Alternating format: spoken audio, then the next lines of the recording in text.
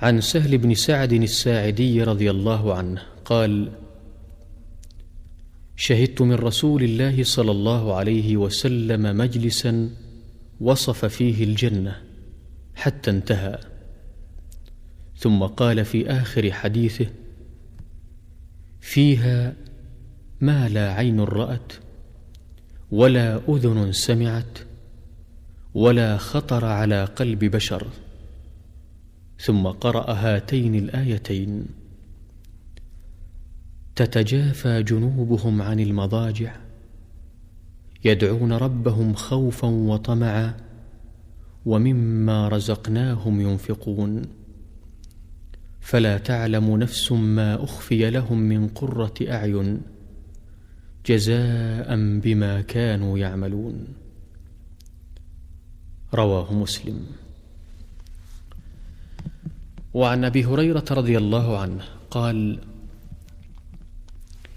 قال رسول الله صلى الله عليه وسلم: قيد صوت أحدكم في الجنة خير من الدنيا ومثلها معها، ولقاب قوس أحدكم من الجنة خير من الدنيا ومثلها معها، ولنصيف امرأة من الجنة خير من الدنيا ومثلها معها. قلت: يا أبا هريرة، ما النصيف؟ قال: الخمار.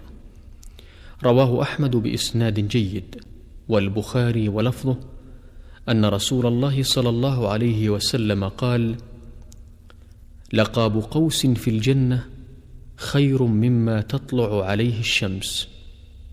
وقال: لغدوة أو روحة في سبيل الله خير مما تطلع عليه الشمس أو تغرب.